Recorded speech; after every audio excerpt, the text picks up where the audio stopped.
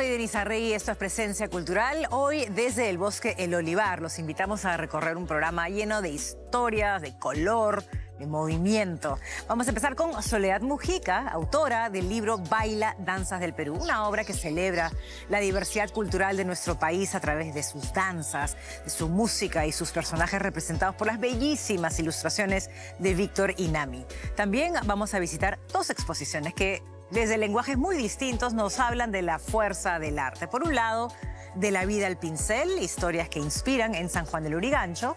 Y por otro lado, Bipolar, esto es en Barranco. Además, Raúl, como siempre, nos trae en El Placer de los Ojos ahora unos estrenos y reestrenos muy esperados, desde el documental de la mítica banda The Doors, When You're Strange, hasta No alimentes a los niños, la nueva película de Destry Allen Spielberg. Así que redoble de tambores, quédense con nosotros que empezamos con mucha fuerza y mucho ánimo, como siempre, arriba. Esto es Presencia Cultural. Bienvenidos.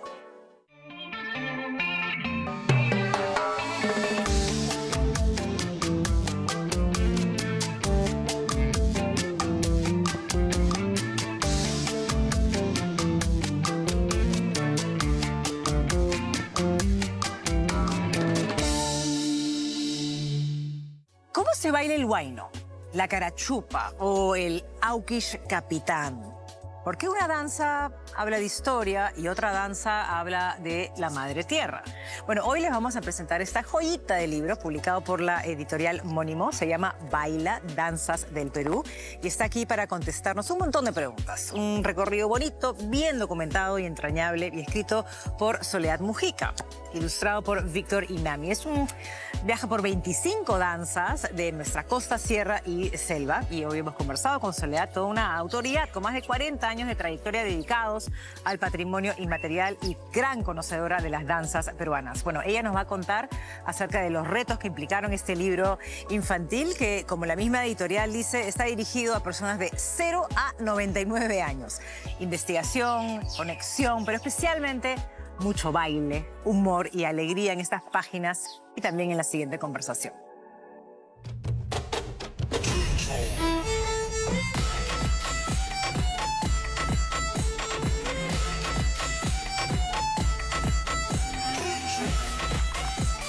¿Cuál fue la chispa inicial de este maravilloso libro, Soledad?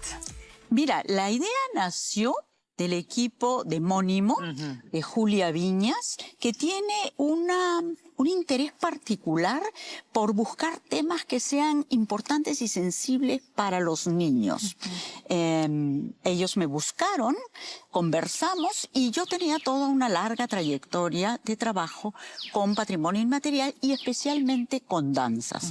Y inmediatamente conectamos, la idea me pareció preciosa, yo había hecho libros sobre danzas peruanas, había hecho programas de televisión justamente en Canal 7 sobre danzas peruanas, pero nunca había hecho nada para niños y me pareció que era importantísima la iniciativa. Vi todo lo que Mónimo ha producido y dije, ellos son. Qué bonito. Sí. Ahora, el hecho de, digamos, el conocimiento lo has tenido, acabas de decir que has estado muy cercana a las danzas tradicionales peruanas, pero al hacerlo con una mirada infantil, ¿qué es lo que tuviste que decidir, digamos, ¿no? Aparte, cosas evidentes como la gráfica, me imagino que también cosas de los textos, pero cuéntame tú cómo ha sido la experiencia de trasladar toda esa información que has tenido tú para un libro dirigido a niños y a jóvenes. Bueno, primero empezamos por hacer unos textos breves, pero que definieran las características de cada danza, su coreografía, su sentido, el vestuario, la música, etcétera. Y a partir de eso, en un trabajo en equipo, se fueron construyendo textos que fueran breves, pero que fueran a la vez descriptivos, pero no pedagógicos. O sea, lo pedagógico no fue lo importante, sino lo importante aquí fue despertar la curiosidad por cada elemento que tiene la danza y la particularidad de cada elemento, para que el niño luego sienta ganas de investigar, sienta ganas de buscar, ¿no? Motivar su curiosidad. ¿Cuáles son esos elementos? Bueno, cada danza tiene el suyo y están excelentemente trasladados a la imagen por Víctor, ¿no? Y luego las situaciones también, ¿no? Hay danzas que tienen personajes como diablos y que pueden asustar un poco. En fin, hay diferentes aspectos en cada danza que son interesantes y que tratamos de resaltar en los textos, pero también en la ilustración, ¿no? Entonces, con pocos elementos, el niño reconociera la diversidad de este acervo cultural que es la danza, ¿no? Y creo que es un bonito punto de partida porque a partir de un libro como este quizás los niños puedan generar un interés en buscar material en internet, que me cuentas que hay muchísimo. O sea, Así es. ¿no? Los tiempos han cambiado y obviamente toda esta, las personas registran sus propias danzas. Así es. Y eso es hermoso porque hay una democratización del uso de los medios, ¿no? Entonces, todos podemos registrar nuestras expresiones culturales y subirlas a YouTube y a redes y compartirlas. Y eso es maravilloso. Eso facilitó mucho el trabajo tanto de Víctor como el mío, en relación a escoger las danzas y a graficarlas y a contarlas, ¿no? ¿Cuántas danzas tradicionales están registradas en el Perú? Y claro, no hay un calendario exhaustivo, pero hay muchísimas danzas y hay diferentes formas en que tú puedes contabilizar esto.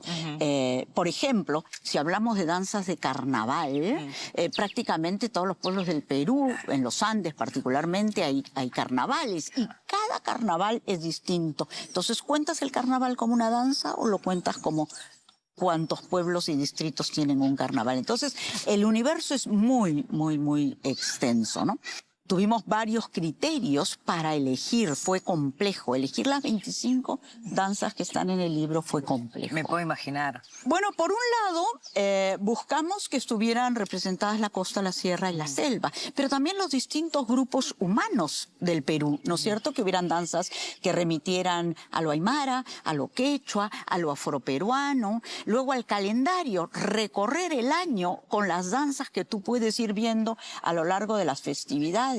Luego buscamos también que las temáticas estuvieran representadas, danzas relacionadas a la historia, por ejemplo, o danzas relacionadas a la naturaleza y a los animales, a la madre tierra, a nuestras divinidades, a la devoción católica, en fin, es un universo tan extenso que debemos haber mirado alrededor de 150 danzas al principio y luego empezamos a depurar para llegar a las 25. Te voy a pedir algo que no es sencillo porque además no significa que es de ningún tipo de preferencia tuya de ninguna danza, pero sí me gustaría de repente comentar un par justamente para diferenciar aquello que acabas de decir, ¿no? La danza del Auquish Capitán narra una historia relacionada a la campaña de la Breña, es decir, a la guerra con Chile. Narra un episodio en el pueblo de Huaripampa. Es un episodio en que un viejo capitán vuelve de la guerra y vuelve a morir en su pueblo. Esa es la idea. Entonces el pueblo lo recibe, él viene con sus rabonas, viene con sus soldados, etcétera, vuelve a Huaripampa y de pronto las fuerzas le fallan y él desfallece. Pero en ese momento la orquesta toca la música con mucho más fuerza, la banda toca la música con mucho más fuerza y esa alegría hace revivir al capitán. Entonces es una historia bonita de amor al terruño, pero también de recordar un momento de la historia que marcó mucho la Sierra Central. La gente de la Sierra Central participó con mucha valentía y en condiciones no óptimas y tuvieron muchas victorias y las recuerdan a través de varias danzas. Dice, la Sachamama es la madre del monte y protectora de los animales de la Amazonía. Aunque nadie la ha visto jamás, se cree que tiene forma de serpiente y que ama el baile. Bueno, cuéntame tú, por favor, de la cara chupeada. Es una danza es una danza de varones que está relacionada justamente a la madre tierra. Para la gente de Lamas, en San Martín, la Madre Tierra está representada justamente por la Sacha Mama, ¿no? Que es una serpiente. Ellos van vestidos con las hojas de plátano y son unos vestuarios extraordinarios. Es una cosa que hay que ver una vez en la vida, por lo menos. De alguna manera este vestuario hace pensar en el armadillo. Ellos dicen que remite al armadillo. La carne del armadillo es muy valorada en la zona. Entonces es también un homenaje a la Madre Tierra como proveedora de nuestros alimentos. Es un agradecimiento al propio armadillo y es un agradecimiento a la Madre Tierra. O sea, nada como verlo ahí, sí, ¿no? Sí, en su contexto original. Qué bonito. Bueno, y en escenario también se pueden ver estas danzas, ¿no? Hay muchísimos conjuntos de folclore en el Perú que mantienen la danza viva y que la trasladan a un escenario más urbano, ¿no? A un contexto urbano. Si tuvieras que resumir el corazón del libro en una sola frase, ¿te resulta sencillo o no? ¿Lo podrías hacer? Es difícil, pero yo creo que el corazón del libro tiene que ver con lo que hablamos al principio, tiene que ver con la idea de despertar la curiosidad del niño por nuestras expresiones culturales.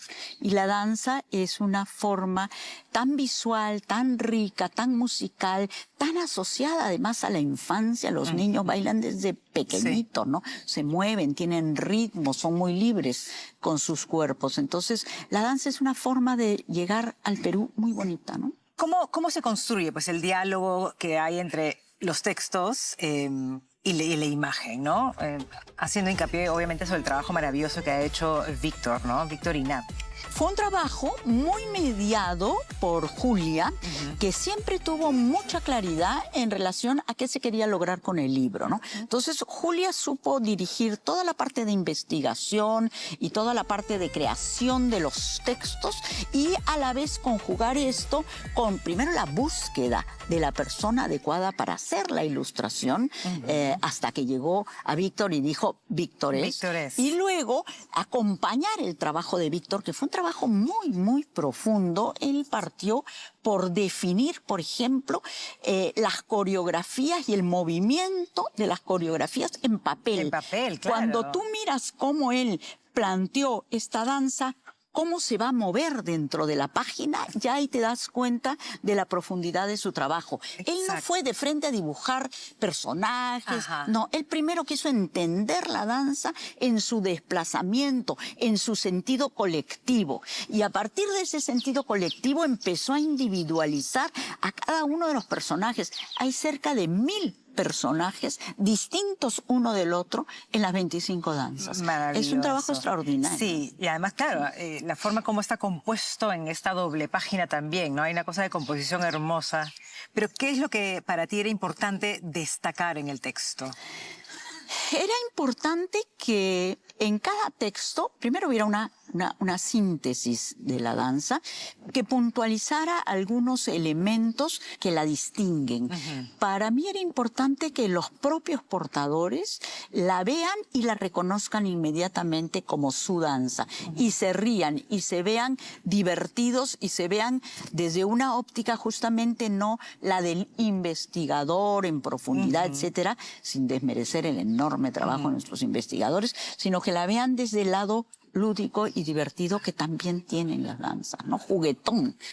¿Qué podemos hacer o qué más podemos hacer para que no se desvanezcan, ¿no? Y todo, ¿cómo hacer para que estas danzas realmente, que están en este hermoso libro y probablemente varios que se han quedado fuera, no se pierdan, ¿no? En realidad, ¿no? Y que sigan generando interés y la pasión, sigan vivas. Que sigan vivas. Las expresiones del patrimonio cultural inmaterial se mantienen en la medida en que son útiles a su propia comunidad. Es la comunidad la que conserva, mantiene, recrea, resignifica y transmite a la siguiente generación su práctica cultural.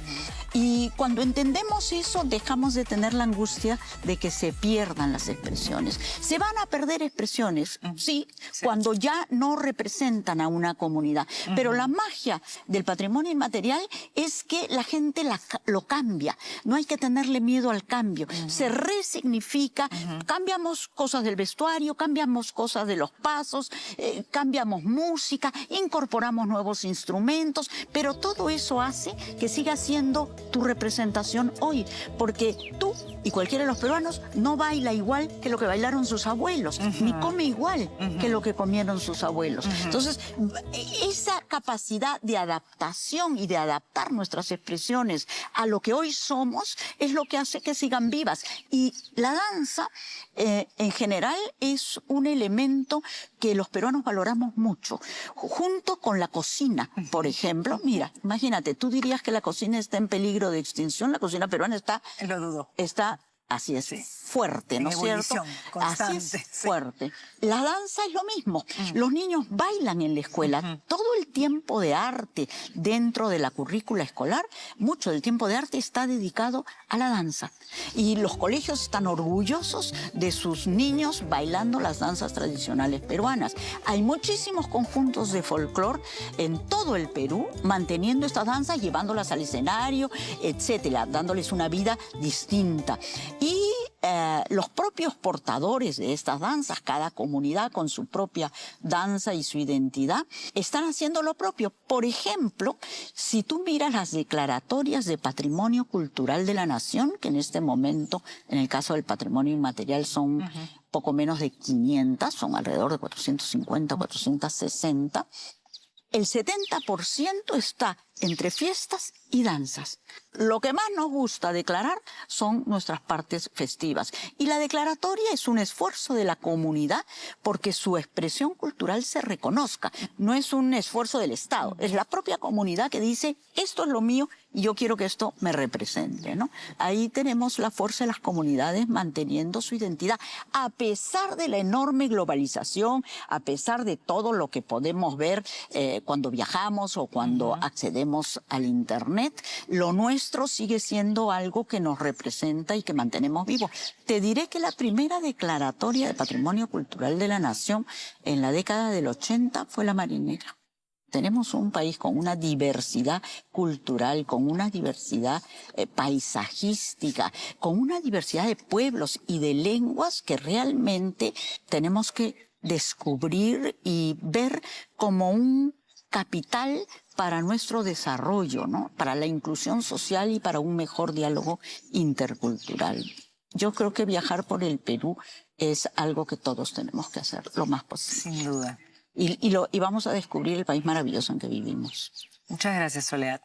Muy bonito escucharte y nada, felicitaciones por este proyecto editorial de Mónimo contigo y con Víctor y con Julia y con todos los involucrados. Ha sido muy interesante escuchar. Gracias, Denise, por esta linda conversación. Además, en Presencia Cultural, que es un programa al cual yo le tengo muchísimo cariño y respeto. Gracias.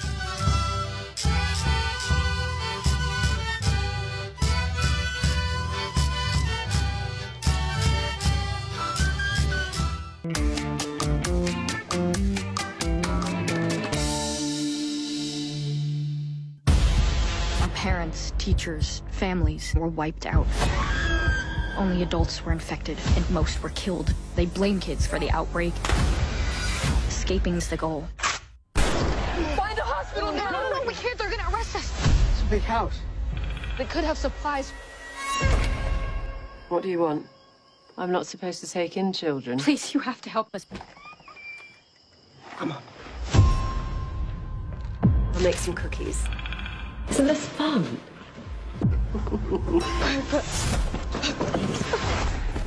Terrible guests. No alimentes a los niños es un estreno que llegará a nuestra cartelera comercial este jueves y que ha llamado la atención, entre otras cosas, porque se trata de la ópera prima, el primer largometraje de Destry Allyn Spielberg, nada menos que la hija de Steven Spielberg, probablemente el director de cine más popular, más exitoso, más taquillero de toda la historia de Hollywood. Esta película, hay que decir que si bien el aroma o la sospecha de que se trata de una directora privilegiada privilegiada por su origen, una nepo baby. Lo cierto es que la película ya la pude ver y se distancia en muchos aspectos del cine de su padre. Para empezar, es una película de muy bajo presupuesto. De hecho, el rodaje de este filme estuvo plagado de problemas, de proveedores impagos, de reclamos, etcétera, etcétera. Así que, para empezar, la hija de Spielberg se distancia de la obra de su padre en cuanto al presupuesto que ha manejado en su primera película, que ha sido realmente bajo. Pese a ello, cuenta con un par de actores realmente reconocidos en su reparto. Michelle Dockery, a quien todos reconocemos sobre todo por su trabajo en Downton Abbey, pero que aquí hace un papel realmente distinto, casi antagónico al que la lanzó a la fama. Y también está Giancarlo Esposito, que es un actor ya de una larguísima trayectoria y que suele interpretar papeles de villanos en el cine y la televisión, pero que aquí, por una vez, interpreta a uno de los buenos de la película. La película trata sobre una suerte de virus que afecta a la población. Es una película distópica, casi post-apocalíptica, que tiene elementos del cine de horror, del cine de zombies, pero también del coming of age. La película, como les decía, trata sobre una especie de virus que se disemina por la población, que de pronto empieza a pensar que son los niños quienes lo transmiten y empiezan a los adultos a perseguir y a encerrar en una suerte de campos de concentración a los menores de edad. Es un film muy interesante, irregular de hecho, pero que creo que proyecta a la hija de Steven Spielberg como una realizadora muy interesante en todo su derecho. Wake up. She drugged us. Get undressed and clean yourselves. That's better. Smile. Why am I here? I like you, Mary. She's up to something. I want to find out what it is. Are we behaving? Did you treat your own daughter like this? Shut up. You're saying I was a bad mother? I think we're becoming friends. Have a taffy, dear. Don't be afraid. I'll be a good mother. Car's abandoned right down the road. Some detective you are.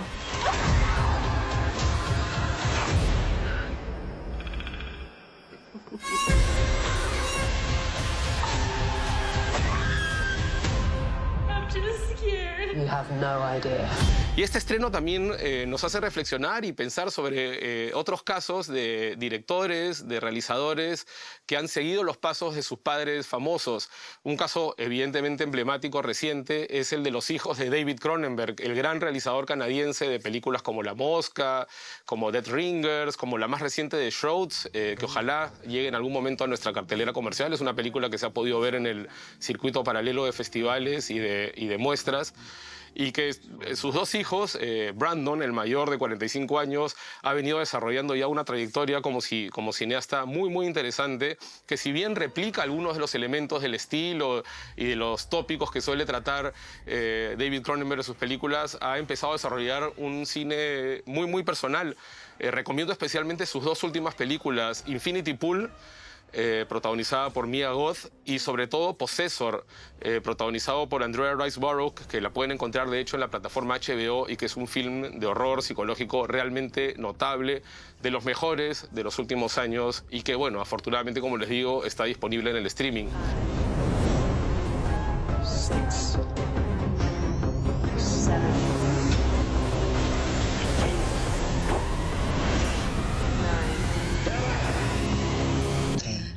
En el caso de Caitlin Cronenberg, la otra hija de David Cronenberg, debutó el año pasado también como realizadora. Ella tiene una trayectoria previa muy interesante como fotógrafa y como directora de clips musicales. Y su ópera prima, llamada Humaine, también la proyecta como una realizadora muy interesante. Es una película que también combina distintos subgéneros como el cine de horror, el cine post-apocalíptico, el drama familiar. La película trata sobre una realidad distópica en la que una gravísima crisis climática obliga a los presidentes de las potencias mundiales a tomar medidas extremas, como obligar a que la gente se someta voluntariamente o no a procesos de eutanasia. Es una película también muy interesante, muy sugerente en su argumento y que ojalá próximamente podamos tener también en la cartelera o en las plataformas. Siguiendo con estos nepo babies del cine contemporáneo, hay que mencionar también a la hija de M. Night Shyamalan, y Shyamalan Shyamalan, de apenas 26 años, que también debutó hace muy poco con su primer largometraje, The Watchers, o Los Vigilantes, que lo pueden ver en la plataforma HBO. Y finalmente, por supuesto, Sofía Coppola, a quien hace muchísimo tiempo que se desprendió, digamos, de estar vinculada a su famosísimo e imprescindible papá realizador, que es Francis Ford Coppola, por supuesto, y que ya tiene una trayectoria en el cine amplísima, con películas, yo diría que ya clásicas de las últimas décadas, como Perdidos en Tokio, como María Antonieta, como Las Vírgenes Suicidas, y la más reciente, en cuanto a sus largometrajes de ficción, Priscilla, que está disponible en HBO y que, como sabemos, es un biopic dedicado a la viuda de Elvis Presley, que en esta película es interpretada por Kate Lispeni. De hecho, por esta interpretación obtuvo la Copa Volpi a la mejor actuación femenina del Festival de Venecia, y es protagonizada también por Jacob Elordi, a quien hace muy poquito hemos visto como la criatura de Frankenstein, la nueva película de Guillermo del Toro, quien en esta película de Sofía Coppola interpreta nada menos que al rey del rock, a Elvis Presley. El film más reciente de Coppola es en realidad un documental. Se llama Mark by Sofía, que es un documental dedicado al diseñador de moda Jacobs y que se estrenó este año en el Festival de Venecia fuera de competencia y que seguramente no tardará en llegar a las plataformas de streaming. Bueno, mientras podemos repasar las películas y los últimos estrenos de estos directores que tienen apellidos célebres, no se pierdan, a partir de este jueves, No alimentes a los niños, de Destry Allen Spielberg, que llegará ya a nuestra cartelera comercial. Our parents, teachers, families were wiped out. Only adults were infected, and most were killed. They blame kids for the outbreak. Escaping's the goal. Find a hospital now! No, we can't. They're gonna arrest us. It's a big house. They could have supplies. What do you want? I'm not supposed to take in children. Please, you have to help us. Come on. I'll make some cookies. Isn't this fun?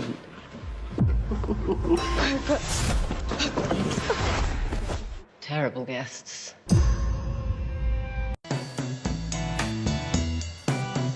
When the music's over,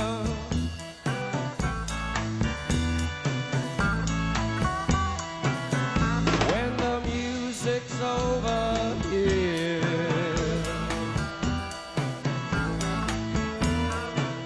Este año se están conmemorando las 6 décadas de existencia de The Doors, una de las bandas más icónicas de la historia del rock, que se fundó precisamente en 1965 y que ahora, a raíz de estos 60 años de existencia, hay que recordar que Jim Morrison, el líder de la banda, falleció muy joven, a los 27 años, y eso truncó, digamos, la carrera de The Doors, pero que en la breve existencia que tuvieron en los años 60 lanzaron algunos de los discos y algunas de las canciones más antológicas de toda aquella década.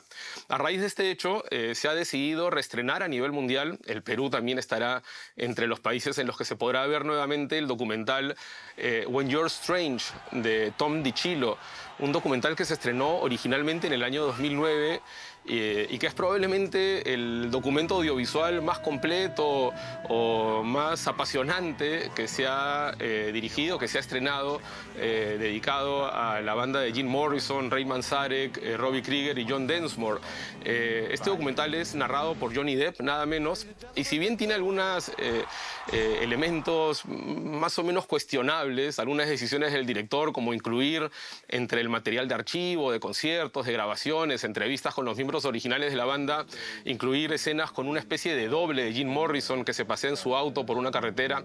Bueno, más allá de eso, creo que ningún fan de The Doors va a salir decepcionado después de ver este documental, que además ha sido restaurado en un formato 4K y se han añadido algunas escenas adicionales. Hay una presentación nueva que han grabado los miembros sobrevivientes de la banda, que son Krieger y Densmore.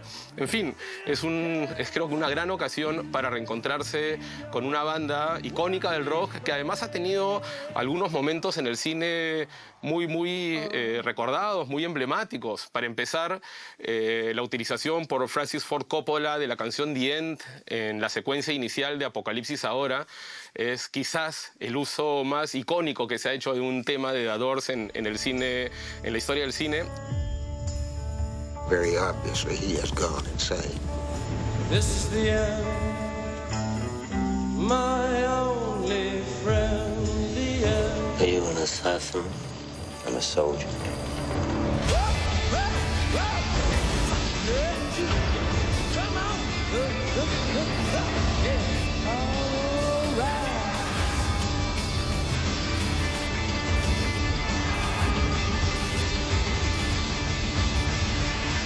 Pero hay otros ejemplos. Light My Fire en El Náufrago, aquella película con Tom Hanks. Touch Me en la película Escuela del Rock de Richard Linklater, protagonizada por Jack Black. En fin, hay que recordar que el mismo Jim Morrison era un gran aficionado al cine y estudió cine en la Universidad UCLA en su momento.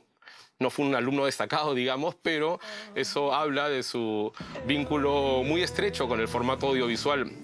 Como les decía, el documental va a estar en cartelera solo 2 días, el 4 y 6 de diciembre, así que les recomiendo cotejar los horarios de programación y comprar con anticipación las entradas.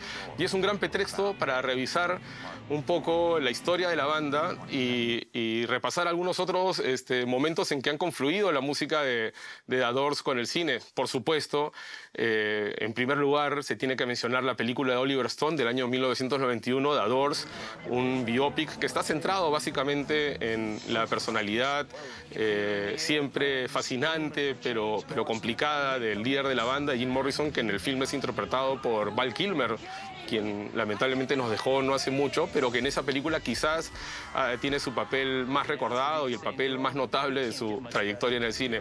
No se pierdan The Doors, When You're Straight. Si son fans de la banda Jim Morrison, no se la pueden perder, es de visión obligatoria. Estará en los cines el 4 y el 6 de diciembre. If the doors of perception were cleansed, everything would appear to man as it is, infinite.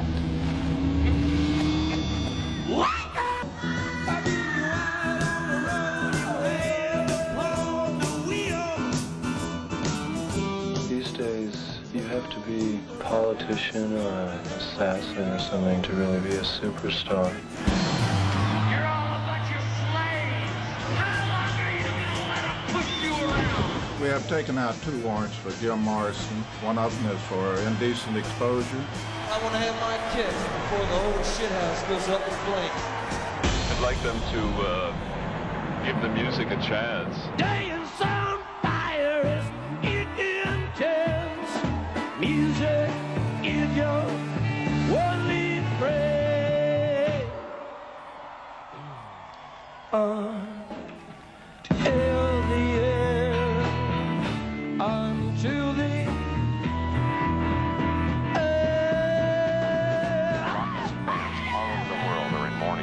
Jim Morrison, lead singer of The Doors, was found dead in his Paris apartment this morning. Morrison was 27 years old. Goodbye, Jim.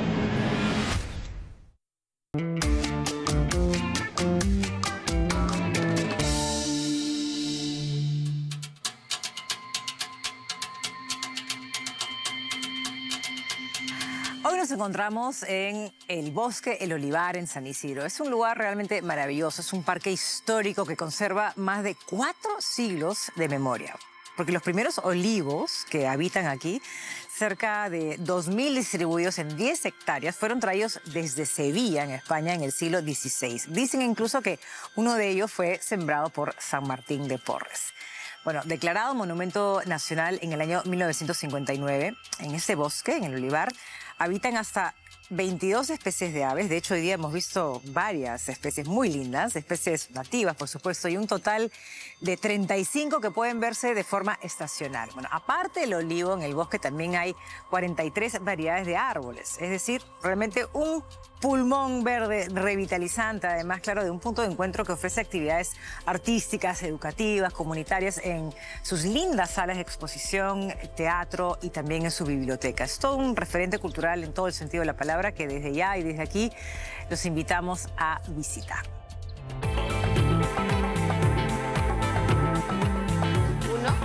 El Centro Cultural El Olivar fue una iniciativa de la Municipalidad de San Isidro. Se construyó hacia finales del siglo XX y forma parte de lo que se conoce como el Bosque del Olivar. el Bosque del Olivar ha sido declarado como Monumento Nacional desde 1959 y como se puede ver en las imágenes, es un espacio histórico y que fue naturalmente un lugar de concentración de los vecinos y de la vida comunitaria. El Centro Cultural El Olivar nació como un espacio artístico y educativo. Hoy por hoy, el Centro Cultural ofrece además talleres formativos. Se ha convertido en un centro de formación continua. En este espacio podemos encontrar talleres de artes plásticas, distintas disciplinas y además de ello también cursos enfocados en el bienestar y en el crecimiento personal. Tenemos también exposiciones de arte curadas y algunas otras colaboraciones de inclusive otros centros culturales que ven en el Centro Cultural El Olivar un espacio también para la difusión.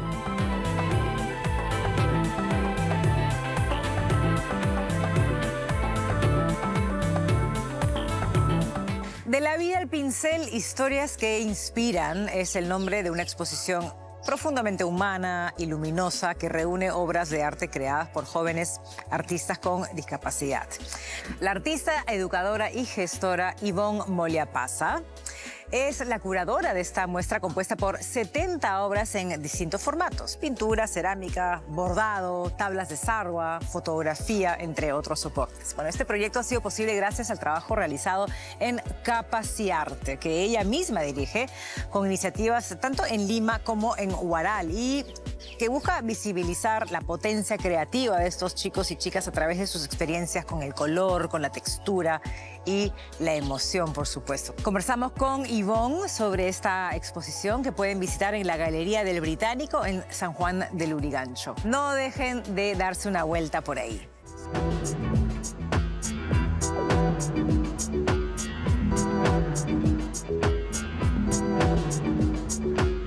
Esta exposición nace desde el 2018-19 debido a un video que realicé con mi hermano, Jesús. Él tiene discapacidad física y bueno, con él desde muy pequeño venimos explorando este camino de la discapacidad, la inclusión y la accesibilidad. Y bueno, nació un video que es parte precisamente de esta colección y de esta exposición. Y desde ahí sale esta necesidad de seguir explorando e investigando. Y cuando ya me junto con todos mis estudiantes de Capaciarte, sale esta necesidad de querer darle voz, visibilidad a las historias, ¿no?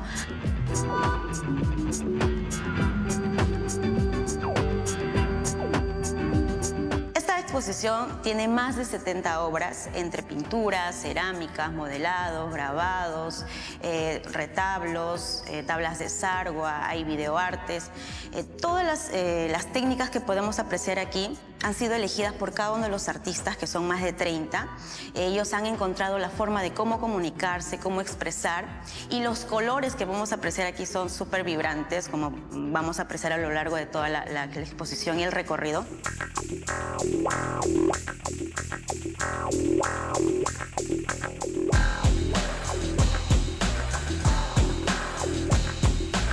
El acompañamiento que se dio a los artistas de Capaciarte fue muy interesante, placentero también y a la vez muy asombroso, porque cada uno quería contar tanto que reunirme con cada uno de ellos, primero en individual y luego en colectivo, para poder ver cómo contar, ¿no?, tanta historia, tantas vivencias, tantos desafíos y retos a lo largo de cada uno de ellos, de sus vidas. Entonces ha sido muy interesante eso, ¿no?, cómo poder plasmar y que el público, que iba a ser el que recepcione esto, y los visitantes pues entiendan, conozcan, ¿no?, y se maravillen también con esta historia tan impactante que iban a narrar.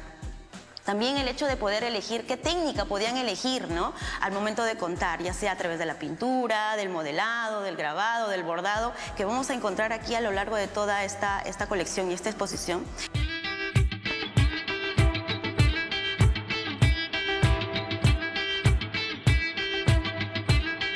El trabajo que vemos acá no solamente es del estudiante, sino también es la historia de toda una familia detrás, que en trabajo colaborativo y en conjunto pues se van a ver los grandes procesos y progresos que han tenido a lo largo de la vida de cada uno de ellos.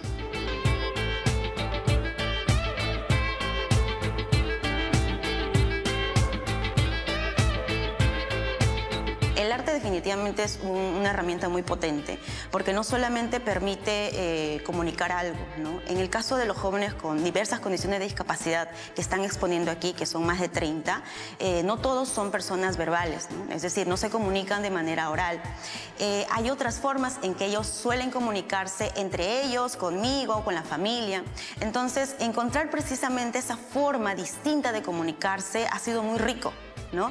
Y el arte precisamente ha permitido que cada uno de los jóvenes puedan comunicar, puedan transmitir no solamente la historia, sino con los trazos, vamos a ver con la pincelada, vamos a ver con el modelado, con el bordado, con cada una de las técnicas que vamos a ver aquí.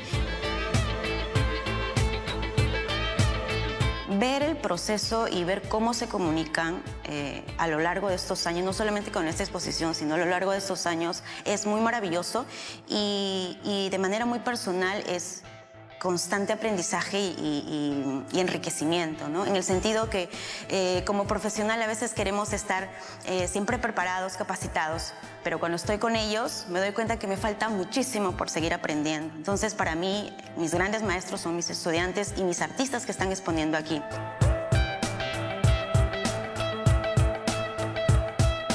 La colección, esta exposición pueden visitarla hasta el 29 de noviembre en la Galería del Británico de San Juan del Lurigancho.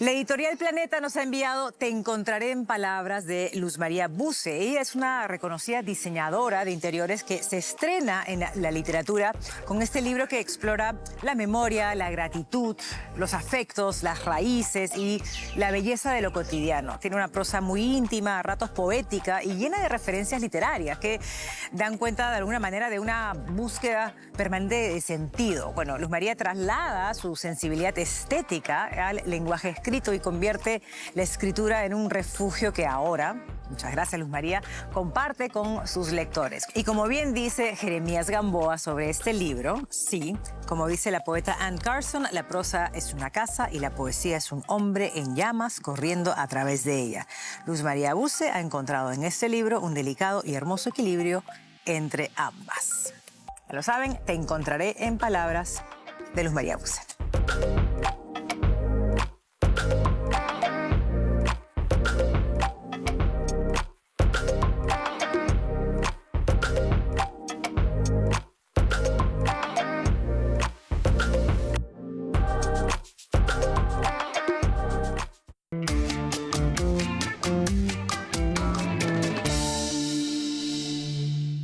Desde la librería y galería La Rebelde en Barranco, les presentamos dos miradas distintas que dialogan en una sola muestra. Me refiero a Bipolar, donde pueden ver las fotografías en blanco y negro del artista italiano Ezio Macchione, así como las pinturas llenas de color del reconocido escritor y ahora también pintor Rafael León. Una conversación entre procedencias artísticas y experiencias completamente diferentes. En otras palabras, luces y sombras, rigor y caos, silencio y movimiento. Bueno, en Bipolar la contradicción no separa, une y expresa una verdadera sensación de libertad creativa. Conversamos con Ezio y con Rafa sobre esta exposición que, como dice el texto que acompaña a la muestra, aspira a extremar el contraste y la diferencia.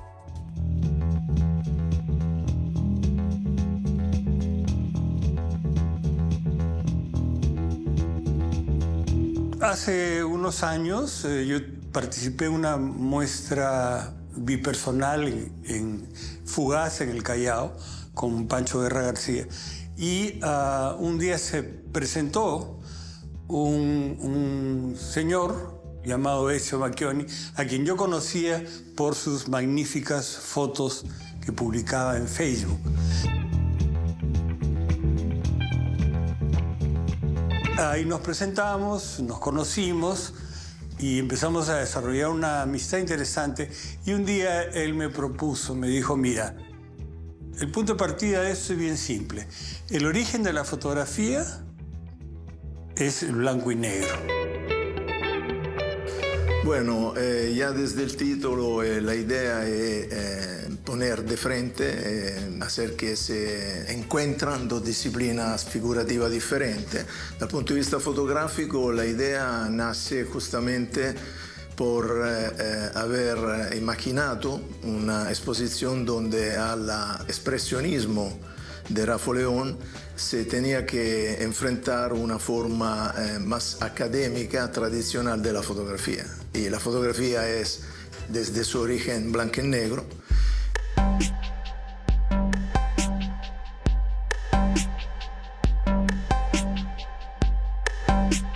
Él hace fotos a color, pero tiene un archivo importante de fotos en blanco y negro. Y mi pintura, como pueden ver, es muy colorida. Entonces, a eso se le ocurrió hacer una muestra que justamente contrastara ambas disciplinas, ¿no? La foto en blanco y negro y grises con mi pintura a todo color. La idea es también de poner el enfoque sobre el asunto que, de hecho, la fotografía desata el arte moderno, porque hasta que no existía la fotografía, el pintor básicamente tenía la necesidad de retratar la realidad, de proponer la realidad. Con la llegada de la fotografía y su maduridad comercial y difusión, todo esto no era más necesario y por mérito de la fotografía el arte se libera. En el resto de la galería, las piezas están deliberadamente separadas, ¿no? Las fotos de Ezio de un lado y mis pinturas de otro. Está así contrastado porque la muestra se llama bipolar, es decir, bipolar, dos polos, dos maneras, ¿no? Dos maneras, dos enfoques distintos de expresar la realidad.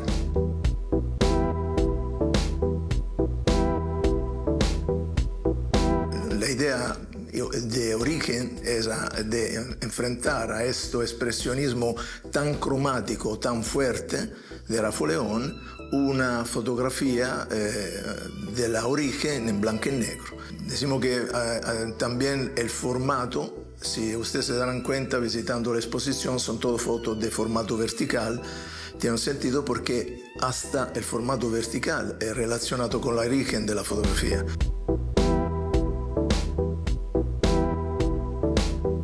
Si te fijas en el logotipo de la muestra, es como un brochazo que va del negro al naranja, ¿no? Que es exactamente lo que proponemos nosotros, de la foto en blanco y negro al color extremo, ¿no?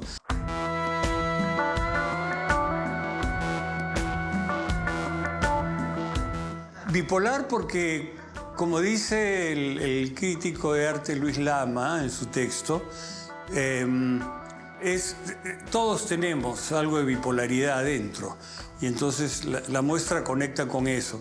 Pero también Luis Lama termina diciendo una cosa que a mí me gusta mucho, que dice que en realidad más que bipolaridad lo que él ve en esta muestra es libertad.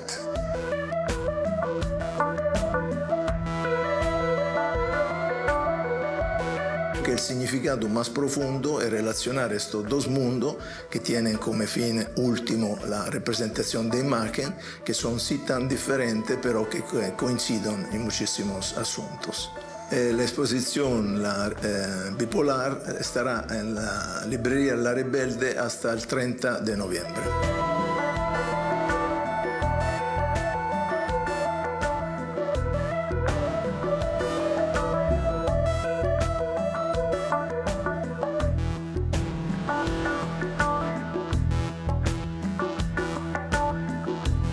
Bueno, ya que hoy hemos hablado de danzas del Perú con Soledad Mujica, queremos recomendarles un espectáculo realmente impresionante. Se trata de Yanuk, la magia de Teresa, o mejor dicho, un Viaje mágico por el Perú, el encuentro de 4 ingredientes ancestrales y distintos tipos de danzas, como la diablada, el festejo afroperuano o la marinera norteña.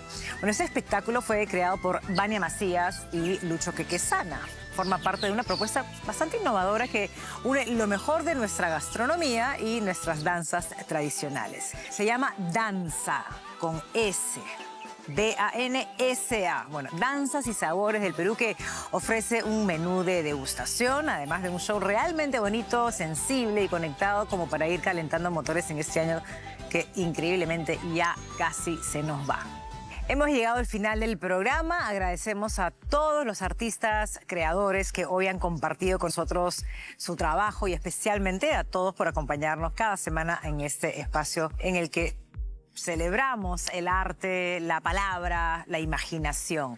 Nos despedimos desde el Bosque El Olivar, aquí en pleno San Isidro, todo un pulmón verde. Acá hay olivos centenarios, aves preciosas, unas que se llaman garzas huaco, hay un montón de tortuguitas que se están reproduciendo en la laguna.